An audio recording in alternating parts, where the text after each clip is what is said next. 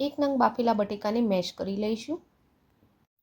હવે આમાં 1 નંગ ઝીણું સમારેલું ટામેટું એડ કરીશું.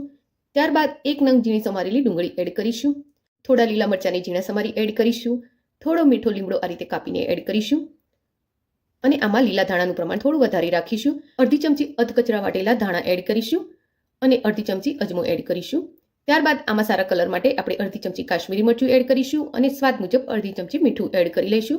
3 થી 4 ચમચી એટલે કે પા કપ આમાં ઘઉંનો લોટ એડ કરીશું અને પા કપ આમાં ચણાનો લોટ એડ કરીશું. આ બધી જ વસ્તુને પહેલાં તો સારી રીતે મિક્સ કરી લઈશું.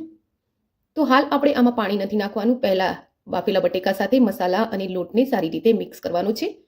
આ બધું જ સારી રીતે મિક્સ થઈ જાય ત્યારબાદ આપણે આમાં થોડું પાણી એડ કરીશું અને આનું બેટર રેડી કરીશું. તો બેટર આપણે આનું જાડું જ રાખવાનું છે, એટલે કે પાથરતી વખતે રેલાય નહીં એવું બેટર રાખીશું. તો બસ આ રીતનું આપણે બેટર તૈયાર કરીશું.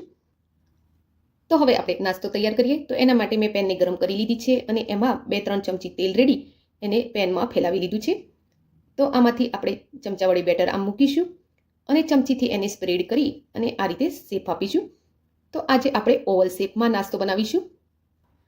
હવે આને થોડી વાર માટે આપણે આમ જ ચડવા દઈશું અને એની નીચેની સાઈડ થોડી ક્રિસ્પી થઈ જાય એટલે આપણે એને પલટાવીશું. હવે આની નીચેની સાઈડ ક્રિસ્પી થઈ ગઈ છે તો આપણે પલટાવી લઈએ અને બીજી સાઈડેથી પણ આને આ જ રીતે ક્રિસ્પી કરી લઈશું. તો આમ એને 1-2 વાર પલટાવી આપણે એકદમ ક્રિસ્પી બનાવી લેવાની છે.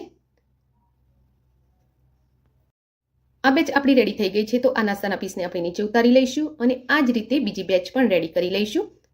આજનો આ નાસ્તો એકદમ ઓછા મસાલાનો અને ખાવામાં એકદમ સ્વાદિષ્ટ છે. Thank you for watching my video. જય શ્રી કૃષ્ણ.